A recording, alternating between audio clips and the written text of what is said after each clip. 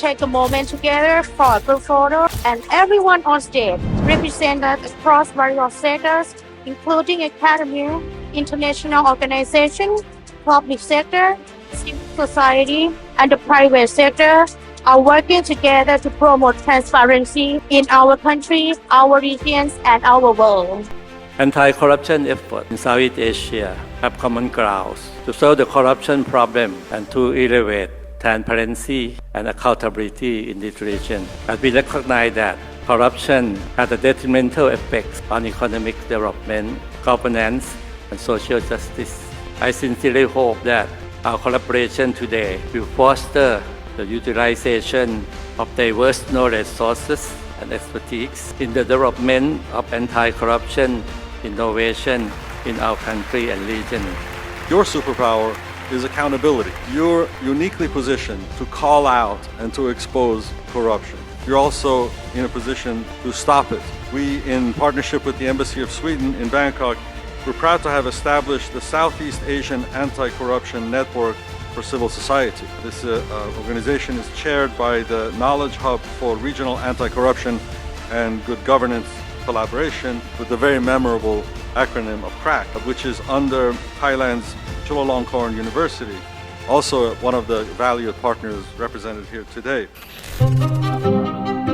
Ladies and gentlemen, the fight against corruption in Southeast Asia is undoubtedly challenging, but it is a battle we must continue to fight with determination and innovation.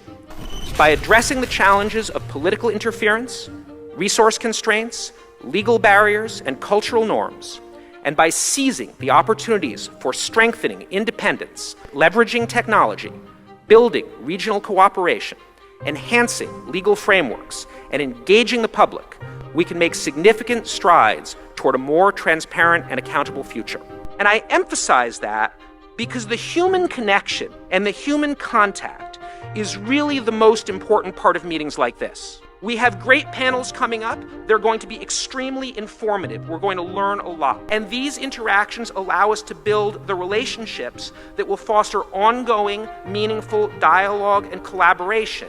And that, in my view, is what is really essential to both cultivating and disseminating innovative approaches to the fight against corruption in this region and around the world. We also know that 50% of the countries in our region have not addressed bribery in the private sector. And it's great to have partners here in the room that are from the private sector, because we do need to have that partnership. I think what is key is to have these kinds of forums. We have our own regional roadmap. We took the findings. They're not our findings. This is factual. It's evidence-based information. It paints the picture to us of what are the challenges in our region. We didn't develop this framework. It's a kind of common framework for the civic tech who work on their open data. Whichever projects we work on, we focus on three main things. First, we want to make data or information more accessible, because we believe that this accessible data, we can create transparency and accountability from the public officials. And the second level, we wanna, based on that information, we wanna kind of create the participation that happen, rely on that data. And the last thing, we cannot work alone. We need to bridge the gap among the civil society and also between the public, private, and civil society organization as well.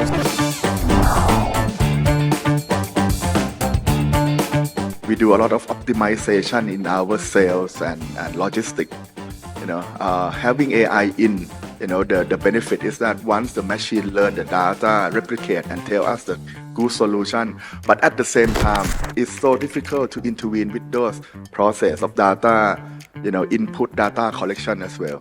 So I think the adoption of digital technology is, one of the best innovations that any private sector companies could do to speed up and to better fight with the corruption issue.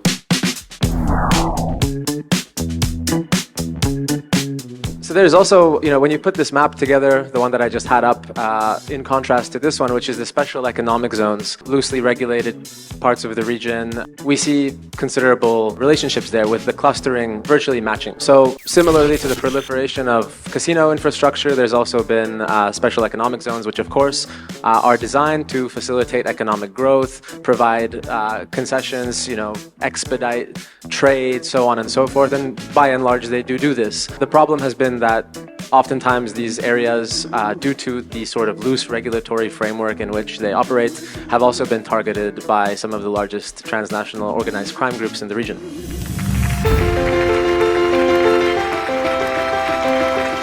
Today we have started.